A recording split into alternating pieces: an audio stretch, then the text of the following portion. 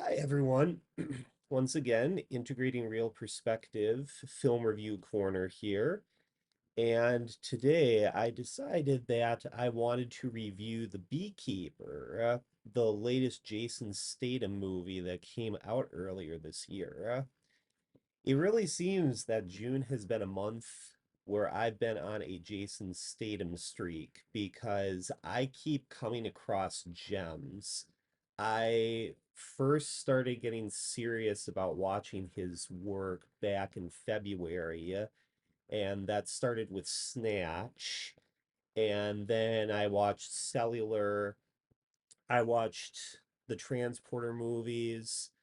I've watched both the Meg movies and I've watched both the Mechanic movies, which I'm also planning to review at some point because I think those are some of my favorite films of his. Um, but once again, Jason shows that he can play a role that is out of character for him, yet still maintaining that core stoic self. And he definitely scores again with the Beekeeper. I must say though, even when he played in the Meg movies, the sequel, Meg 2, The Trench, having come out just last year, he could also have a a soft side and be a role model for kids. However, with the Beekeeper, I now see him going back to playing a stoic, only he's taking on the most nefarious enemy he's ever faced, a call center that is funded by the government and consists of con men, scammers, and fraud artists. And in his mission to protect the hive, which is the motto of the beekeepers, it's the code that they live by, he's also up against even having to force the people upholding the law to face up to the lie that they've also been sworn to protect. So by now, we've all seen this happen. As a result of our attachment and codependency on technology, we've allowed certain enemies within the government to work behind the scenes, invisible to the innocent and vulnerable who they prey on. And nobody does anything to expose these cyber terrorists. Call centers, telemarketers, catfishers, charity campaigners who claim they're sponsoring the police department, but really they're just trying to take down your bank information so that they can wipe your accounts clean. Oh, yeah. They all have free reign to steal from people, and the law does nothing about it. Even when the law claims that they're doing everything they can to crack down on these termites. Gosh, what a messed up world. But that's where the beekeepers come in. And their history is a rather intriguing one. They have their own autonomy outside of the government. They make their own rules and they're there to protect the well-being of the innocent. They operate in sync essentially with the same rhythms that bees make themselves. And Jeremy Irons goes into a really amazing speech about it. Jeremy Irons, yeah, a guy, an actor who I love and I haven't seen since Red Sparrow with Jennifer Lawrence. It was really nice to see him again. And the way that he talks about the beekeepers is that they have a code in which basically when the hive is out of balance, when there is a certain disturbance in society, the the bee I'm guessing that this is like the alpha bee climbs up to the top of the hive to take out the queen if the queen is basically producing defective offspring. So by annihilating the queen, uh, basically the hive is restored, brought back in order. I definitely see what David Ayer, the director, was doing with this metaphor, because it actually sounds pretty similar to the mosquito metaphor um, that was used on the first album from the band Isis called Celestial, where, the mosquito and the tower are meant to represent, like, um, um, information that has gone astray, and the autonomy that every human being on this planet tries to maintain in order to see the truth through the swarm of lies that's out there. And the beekeeper is also really just a metaphor for the times that we're in now, well, except that it's 2024, it's not 2000. And, the bees are like the law enforcement that control the flow of information. I mean, the entity in the beekeeper that Jason Statham is targeting is United Data. Um, I believe that's the name of the company, United Data. And it's a company that um, sends these pop-up ads, these phishing ads to pop up on random people's screens saying that their computer has been hacked and that they have to download this special, like, malware style um, Norton antivirus, uh, program in order to ensure the protection and security of their computers again, which of course is a lie. I mean, I've had experiences like this myself, and of course I'm wise enough and vigilant of myself to know that it is a lie. But in the case of the this black woman, this elderly black woman who Jason Statham um does work for, she's unfortunately very, very naive. Not a criticism, but it's just pointing out that she lives by herself.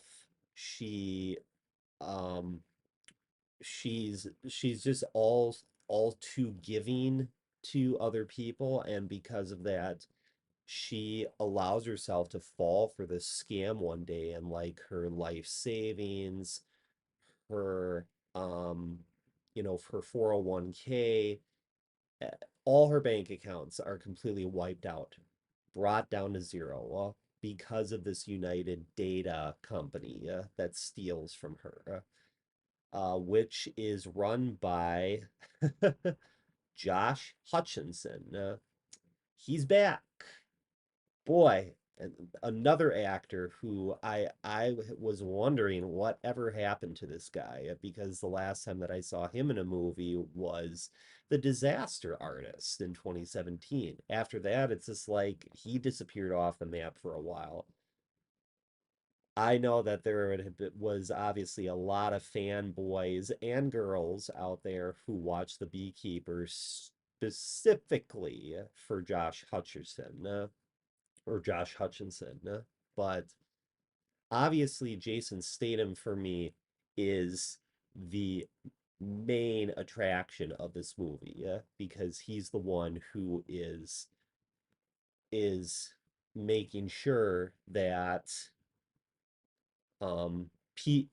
that the government, reframes their sense of what right and wrong is, because they're basically doing nothing to cut down on this jerk off with his cock swagger pride swinging in the air. I mean, just this this 30 something year old who is making a lot of money off of preying on gullible and kind and vulnerable people, and stealing their money by hacking into their computer.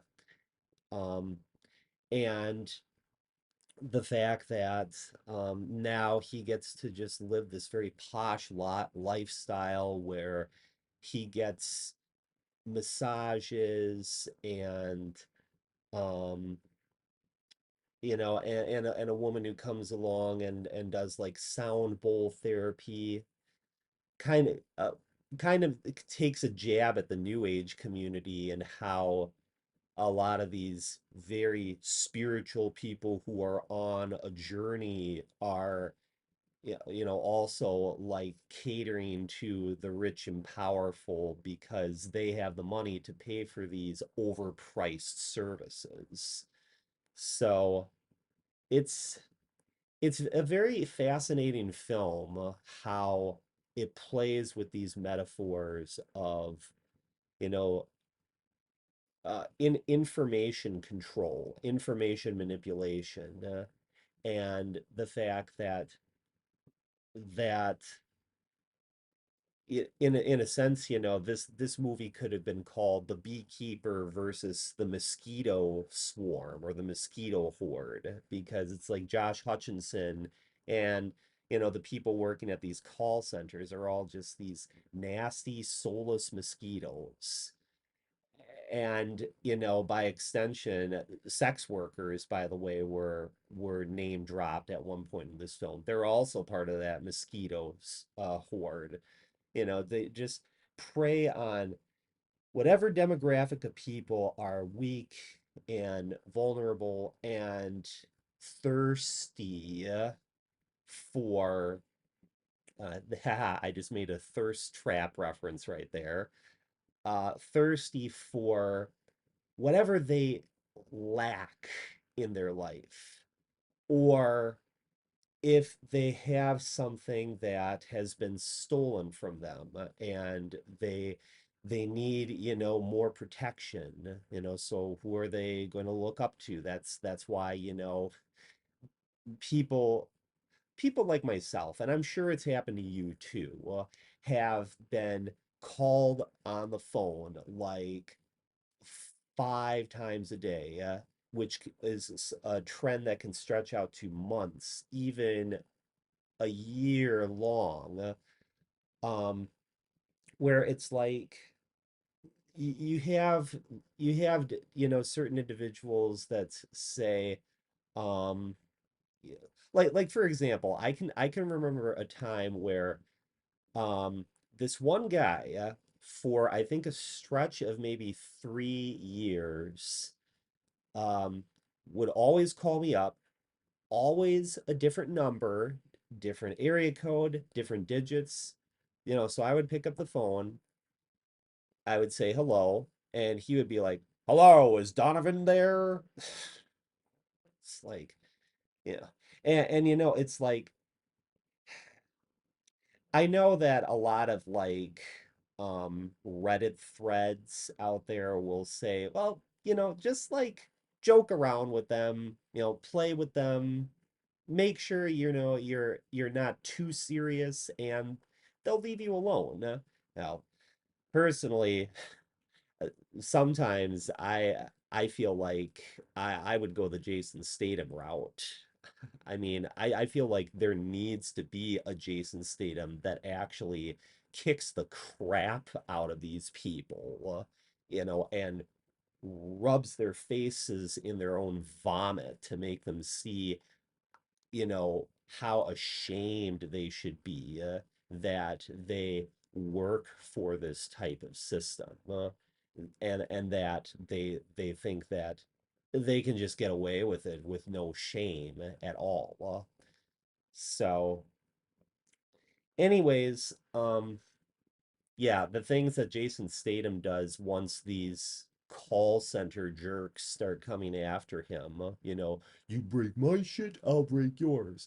Because, at one point, early on in the film, Jason Statham finds out where this call center is, and then he brings like a couple of cans of gasoline, and he torches the call center building down.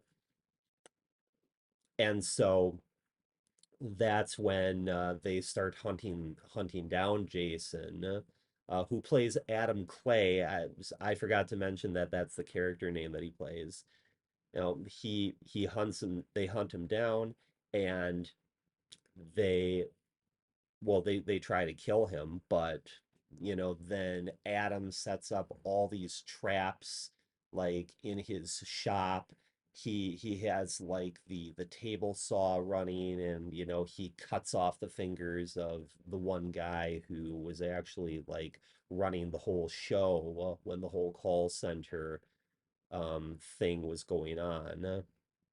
Um but yeah, so I thought that this was a fantastic movie, and um, hopefully there's other people out there who take this movie as seriously as I do, because I know that there is one video that I saw where people were leaving comments goo-gooing their eyes over how cute Josh Hutcherson was, and it's just like, yeah, and he plays a serious jerk in the movie who I am happy that that he meets the fist of death at the end when Jason Statham comes along. I mean seriously, I'm I just hope that people take the message of this movie seriously because it's got some very important points to touch on. In fact, I also want to talk about the um first of all, the woman who commits suicide, um, or very, very early on in the beginning of the film. Her name is Eloise, and she's this woman who was actually funding a charity for the school that she used to be a teacher at. So you can already see when you observe her character that she is a very generous and benevolent person, and she's the one who falls prey to the phishing scam and then eventually kills herself once all of her funds are stolen from her. But then there's the daughter, Verona, the FBI agent who is investigating her death. Now, what I was touching on earlier about the message of this movie being about how it forces even those people who uphold the law to face up to the lie that they have been supporting in order to make these termite entities, these mosquito entities run rampant. Well, that's Verona. Now, initially, she is obviously um, very, very hostile towards Adam, um, especially because she initially pins the death of her mother on Adam, until he gets interrogated and has his prints run, and then they discover that no, it was actually Eloise who had the prints on her gun and took the gun and used it on herself. But even so, um, like for a while, both Adam and Verona managed to strike up at least a momentary friendship. But then, as soon as Adam goes out on his killing spree to seek out justice for the death of Eloise, all of a sudden now Verona's just like, well, what he's doing is against the law, and even though he is chasing down some really, really bad people, I have to hunt him down.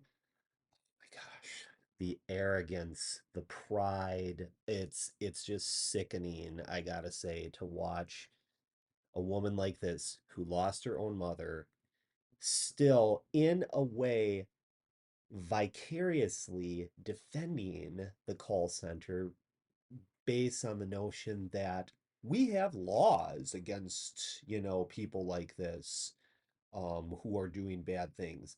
Yeah, and Adam has to point out to her that, well, the law has failed, and that's where I come in. So you either stand for the law or you stand for justice, which is his end line eventually. When you see him running off after he takes out Josh Hutchinson. Um, yeah, so apparently this whole operation that Hutchinson's character had going on here, or Hutchinson's character, who plays Derek Danforth, had going on was to actually help his mother, to fund her campaign to run for president. Apparently, that's the whole reason why he had this thing going on. So it was like it's like the film is trying to put into question, like, are evil people even considered their own Robin Hoods in a way to try to help, in this case, Derek helping his mother, played by Gemma Redgrave, to uh rise up in the ranks of the primaries and become president. I still don't think it's justified, but it is an interesting prospect to look at, the fact that this film looks at both sides like that. But nevertheless, the beekeeper is this vigilante of justice that has to help to, you know, re regain, help to reset the balance, to reset the rhythm of order in society, just in the same way that, like, the bees have a certain rhythm in which they pollinate and in which they create honey. It actually, makes me want to start researching bees again myself, because I used to volunteer for a couple of gardens, and so I've actually seen, like, beekeepers in action myself. So, anyways, um, just some additional ranting right there. But yeah, that is my film review for The Beekeeper. And without a doubt, I am going to be reviewing more of Jason Statham's work in the near future. And so this is Integrating Real Perspective signing off. See you on the flip side of the reel, and ciao.